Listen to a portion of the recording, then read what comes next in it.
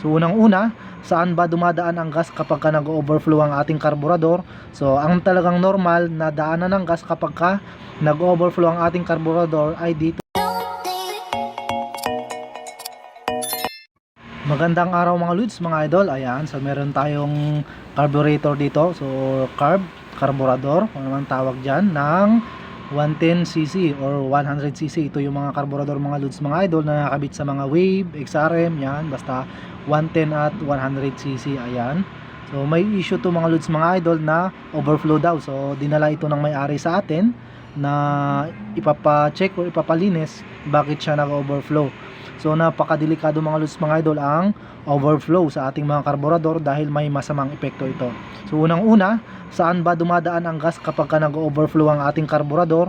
So ang talagang normal na daanan ng gas kapag ka nag-overflow ang ating karburador ay dito sa kanyang drain plug. Kung makikita nyo itong hose na ito mga lodi, ayan, so tanggalin natin. Dito yan dadaan ang gas kapag ka nag-overflow na normal. Pero kung malala na yung overflow mga lods, mga idol, pwede ring dito dumaan sa kanyang port na ito papunta sa ating makina. Pwede ring dito dadaan dito sa part na to, at pwede rin sa kanyang breather kung yung breather ng ating carburetor ay nasa side na part. So ngayon, ano naman ang posibleng epekto nito sa ating motor? So unang-una, syempre magiging malakas ka sa gas dahil nga yung carburetor mo ay tumatapon. Pangalawa ay ang pwedeng pagkasunog ng ating motor kapag yung motor natin ginagamit natin, halimbawa na tumatagas siya rito or dito or may lumalabas dyan, syempre gas yan, madali lang yan umapoy. At pangalawa, pwedeng makasira sa ating makina. Sa ating experience mga lods, mga idol, ay nakaroon tayo ng encounter ng ganon. Yung carburetor niya ay hindi dito lumabas yung overflow dahil yung kanyang drain ay barado mga lodi, dahil itong tubo na ito ay meron yan nakakonekta dun sa loob na tubo na nakaganyan. So pagka yung gas ay umabot na sa taas ay, so halimbawa mga lods, para mas maliwanag, halimbawa yung ating carburetor ay may floater valve yan. So yung valve na yun ang nagsasara kapag yung ating carburetor ay napuno na yung kanyang float bowl. Pagka puno na yun, yung valve na yun ay sasarado. Pero pagka yun ay hindi nagsara, so yung gas mapupuno dito sa loob ng carb at aabutin na yung tubo na kinokonektahan ng tubo na ito. So doon dadaan yung gas para tumakas dito. So doon na makakaroon ng overflow. Pero kung yun ay barado, ay posibleng dito dumaan yung gas sa port na ito papunta sa ating intake manifold. So pagka dito dumaan yung gas, yung ating gas ay pupunta sa ating loob ng makina. So mapupuno sa ating piston. So pagka pinaandar nyo yun mga lodi, di yun masisipa. Or posible rin naman, halimbawa yung gas pwedeng pumasok doon sa loob ng makina dahil naka-experience na tayo niyan mga lodi, na yung gas niya ay hindi lumabas dito sa kanyang drain. So dito yun pumasok sa kanyang intake manifold, pumasok sa loob ng makina, sa loob ng magdamag, yung motor niya na full tank. Kinaumagahan mga lods, mga idol, ay wala na yung laman ng gas. So nung sinipa niya, ayun, andun lang sa loob ng makina, so napaandar niya, pero yung gas at yung langis na naghalo lumabas sa breather ng kanyang makina dahil nga sa overflow na issue. So ngayon, babaklasin natin to para maayos natin yung kanyang overflow.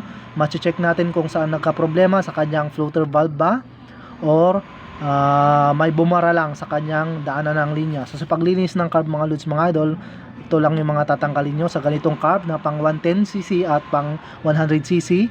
Ayan, dito lang tatanggalin nyo yan para mabaklas nyo yung buo. Yan, yung dalawang Phillips screw na yan. Sana may natutunan kayo mga lodi doon sa sinabi ko. At syempre sa gagawin natin kung paano mag carb cleaning sa mga ganitong carburetor o kahit diaphragm type yan, dahil itong carburetor na ginagawa natin ay pang piston type. Kung tinatawag na piston type mga lodi ay dito yung kanyang accelerator.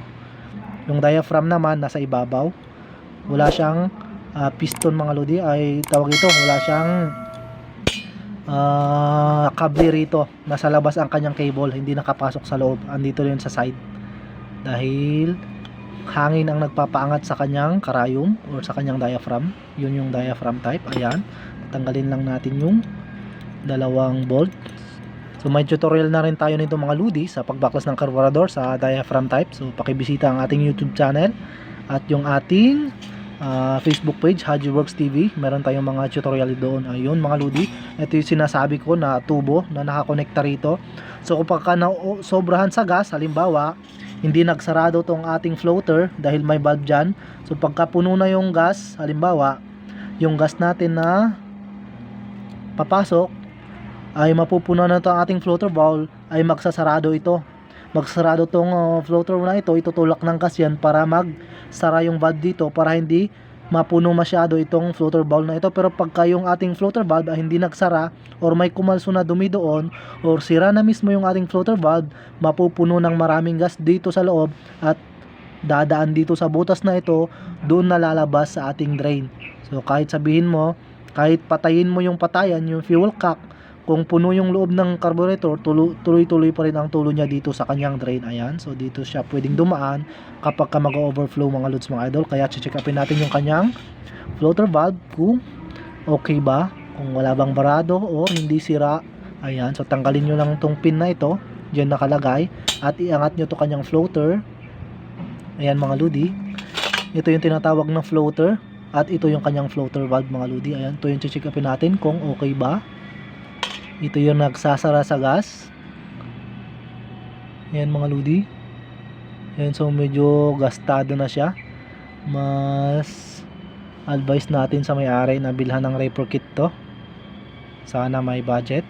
Pero kung wala, ay remedyohan muna natin. Ayan, so pwede nating diinan konti to para lumubog, para mas maidiin niya yung ating floater valve. Pero dito sa titignan natin, medyo ayan, so medyo matulis na. Ayan mga lodi, so yan muna tanggalin natin. Syempre isunod natin yung kanyang mga jettings. Ayan, itong para sa ating accelerator, ito yung ating main jet kung tawagin. Ayan, so nililinis to mga lodi. Ayan, kailangan may butas yan, kailangan liberado. Itong kanyang pilot jet, linisin din natin yan para matanggal yung mga dumi. Ito yung nagkakaproblema pagka wala tayong minor, dahil itong jettings na ito ay daanan ng gas during idle. Dito dumadaan ng gas pagka naka-idle tayo. Ayan, kailangan malinis din yan. Kailangan kita mo yung butas dito, kailangan makita mo may liwanag dun sa kabila, kailangan malinis din yan. Ayan, so okay na, tanggal natin yung jettings na dalawa. Isunod natin yung kanyang idle mixture screw mga lodi. Ito yung ere or ito yung tinotono. Sa pagtatanggal nito mga lodi, kailangan, kung hindi kayo bihasa sa pagtutono, ang gagawin nyo lang ay isarado nyo siya. Bibilangin nyo kung ilang ikot. Mag-uumpisa kayo mga lodi dito. So nakita nyo tong guhit na ito. So pagka inikot nyo yan pahigpit, kung yung guhit na ito inikot nyo, bumalik siya sa dati niyang posisyon, ang bilang nun ay kalahati. Halimbawa yan, ganyan yung screw, tignan nyo, yung flat screw natin ay pa ganon, at yan nakasunod sa ating dot. Pag inikot nyo yan, yan kalahati, bumalik sa dati niyang posisyon. Pag inikot nyo at bumalik sa dating posisyon ay isang ikot or one turn. Isang ikot, balik sa dati, 1.5 turn. Isang ikot, 2 turn. Ayan, so 2 turn siya mga lodi. So saktong higpit, ayaw niya nang umikot, kung baga huminto na, so di na mapihit. So ang tono nito ay 2 turns. So pagka nakuha nyo na yung ikot na yon, yung stock na pihit niya, pwede nyo nang baklasin. Para susunod, buksan nyo lang siya ng 2 turns. Ayan, so pag natanggal natin yung kanyang ere or yung kanyang idle mixture screw, ito yung responsible sa idle. So pagka hindi nakatuno to, posibleng wala tayong idle or mataas ang ating idle. Ayan, ito ang kanyang laman, meron siyang spring at may spacer doon sa loob mga lodi. Huwag nyong wawalain yon. Ayan, may spacer siya pero wala siyang o-ring, dahil may design kasi mga lodi na may o-ring, meron din yung wala. Pero importante, meron yung washer. Ayan, so ito siya, yung spring at yung spacer, kailangan di mawala yan, sila yung magkakasama dito sa ating butas ng ating idle mixture screw. So ngayon lilinisin natin to mga lodi. So di ko na ipapakita sa inyo ang paglinis dahil hugasan lang naman natin to ng gas. Ayan, lahat, yung labas at yung loob. So ingatan lang natin huwag mawala yung mga o-ring dahil natanggal na natin yung ibang parts. Ayan, tanggalin natin yan. Ayan. At syempre dito sa kanyang kaasawa, huwag nating kalimutan linisin tong kanyang filter. Ayan. So meron niyang drain plug din dito na 17 mm ang sukat. Ayan. So 17 mm. So luwagan din natin yan. Kailangan malinis natin yung filter dito sa loob. Tanggalin lang natin yung kanyang drain plug. Bunutin natin tong filter na ito para malinisan natin at makita natin kung may dumi. Ayan siya mga ludi. Ito ang kanyang itsura. At ayan. Ayan lang mag-focus. So may mga dumi siya. Kailangan mawala yan. At syempre dito tignan nyo rin kung may dumi. Ayun siya. Mga ludi, may naipon na dumi kung nakikita nyo yun. Ayan. Kaya kailangan nilinis din to dahil may mga dumi sa loob. Ayan. So linisin natin to ng gas. Ingatan lang natin yung mga o-ring na huwag mababad sa gas at hindi siya mawala. Ayan mga ludi. Ito na. So nalinis natin at i-assemble natin. Pero papakita ko muna sa inyo kung anong naging problema. So ito yung kanyang floater valve, ito yung nagsasara sa ating gas pagka napuno na yung ating floater valve. Halimbawa napuno na ng gas ito, itong valve na ito ay babarahan naman niya itong butas na ito na siyang daanan ng gas na lumalabas. So dito dumadaan yung gas na galing sa ating tangke, papasok dito, dadaan yan dito sa loob at lalabas dito. So ito naman yung magbabara sa kanya or papasok doon sa loob pagka tinulak na ng gas itong ating floater valve, floater. So itutulok niya itong valve na to. Halimbawa itong ating floater yan, so pag napuno ng gas, itutulak ng gas yan ng ganyan. So papantay siyang ganyan. At yung ating floater valve, ayan dito naman sa loob, dito yan sa loob. So ngayon nakapasok siya rito. Ayan. So pagka puno na, pag tinulak na ng gas ito ay papasok siya sa loob. So babaraduhan niya yung gas na lumalabas dito at hindi na siya tutuloy or may stop na yung gas na pagpasok para hindi siya mag-overflow. So ang nakita nating problema dito sa kanyang floater valve mga ludi ay ayan. So yung ayan yung pinakatiti niya dito sa likod. Ayan, so hindi na siya gumagalaw. So nag-stack up na siya mga ludi. So pwedeng nag-stack up yan na nakalubog or pwedeng mag-stack up yan na nakalabas. So hindi na siya naglalaro, dapat lumulubog-lubog yan. Yan ang original na galaw niyan. So ngayon papalitan natin to ng ibang floater valve dahil meron tayong isang carb dito na pang 110cc na hindi nagamit. So ngayon ganito yung itsura niya mga ludi, kung makita nyo, ayan. Yo, lumulubog-lubog siya, nakita nyo, ayan. Yan ang original na movement niyan, dapat gumagalaw yan. So possible na dyan nag-uumpisa yung problema, bakit siya nag-overflow. Ayan, so ngayon papalitan natin to at gagamitin natin to. So ngayon assemble na natin mga ludi. Siyempre, ang unang-una nating ikabit dyan ay yung kanyang mga jettings. Unang-una, ito ang ating pilot jet para sa ating idle. So, dito dumadaan ang gas mga ludi kapag tayo naka-minor para magkaroon ng minor ang ating mga motor. Pagka barado to, yun yung namamatay-matay. Kapag hindi mo revolution yung motor, mamamatay na. Dito ang possible na barado. Kaya nilinis to mga ludi, ayan. Malaki lang yung screw natin. So higpitan ng tamang higpit, huwag masyadong mahigpit para hindi masira. Ayan. At sunod natin tong kanyang main jet. Ito yung jet na dinadaanan ng gas during acceleration. Kapag tayo nag-revolution, dito ang dumadaan yung gas, dapat wala ring barayan. Ayan. At syempre sunod natin yung ating floater at yung ating floater valve. Ayan. So yung ating floater valve ay nakaganyan lang yan. So nakasabit lang yan dyan sa loob mga ludi. So ganun lang, dahil siya ngayon nagbabara, papasok siya ngayon dito sa butas na ito na siyang dinadaanan ng gas na galing sa ating tangke. Ayan, shoot natin siya, tapos isuksok natin yung pin dito dahil may butas yan. Ayan, yung pin, papasok siya doon at yan na, so okay na. Ayan mga ludi, so pwede natin siyang takpan. Ayan, so tignan natin na nakaposisyon yung kanyang o-ring. Itong o-ring niya nakaposisyon at syempre okay pa para hindi tumagas. Para hindi tumagas. So ganon, pagtapatin natin tong butas na ito doon sa butas na ito. Ayan, so yung dalawang butas kasi mga ludi ay para sa tornilyo. Papansin nyo may thread yan. At yung nag-isang butas, doon natin itatapat yung butas na iyon na may o-ring, para hindi kayo malito kung para saan ba yung butas na yan. Doon yung nakatapat. Ayan, so syempre takip natin. Pwede natin ikabit yung kanyang mga tornilyo. Ayan, so tornilyo natin. So higpitan ko muna mga ludi. At ayun mga lodi, nahigpitan ko na. So isunod natin yung kanyang idle mixture screw. Ito yung tinanggal natin na screw kanina na may spring. So ang pagkasunod-sunod niyan at ang pagkabit niyan ay una, ilalagay nyo tong spring at yung ating washer. May flat washer yan dyan. Ganyan ang paglagay mga lodi. So wag nyong ilalaglag dun sa loob.